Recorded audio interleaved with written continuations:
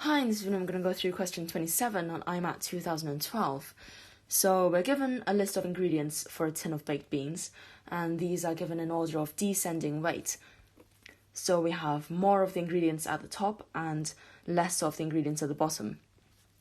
And we want to know what's the maximum percentage of water that the tin could hold. Okay, so how could you work out the possible percentage of water? Well, let's begin with looking at what percentages we are given that are taken up by other ingredients.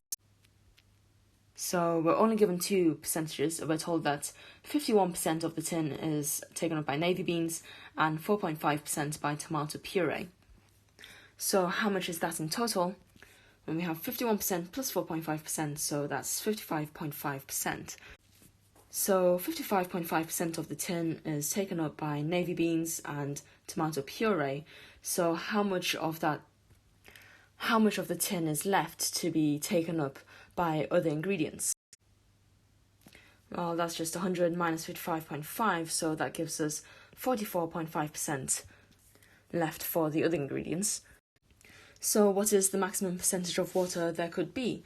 Well, it's very tempting to just say, oh, well, it's 44.5%, because that's the maximum amount of space that's left in my tin. But remember that our list of ingredients is sorted in descending order of weight. And in particular, I draw your attention to sugar. So why have I done that? Well, we can see that sugar is listed above tomato puree, which means that there must be more sugar in this tin than tomato puree. So what's the minimum amount of sugar that I could have in my tin?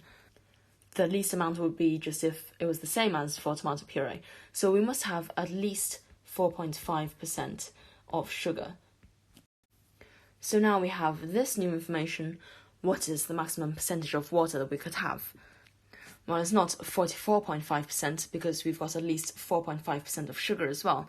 So let's take off that 4.5% to work out the maximum amount of water we could have. So if we minus the 4.5%, we're left with a 40.0%.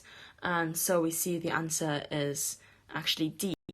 So this is a good example of why it's really important to read the question carefully and remember all the information and not just leave bits out, because if you'd forgotten about how this was sorted in descending order, then you would not have gotten the correct answer.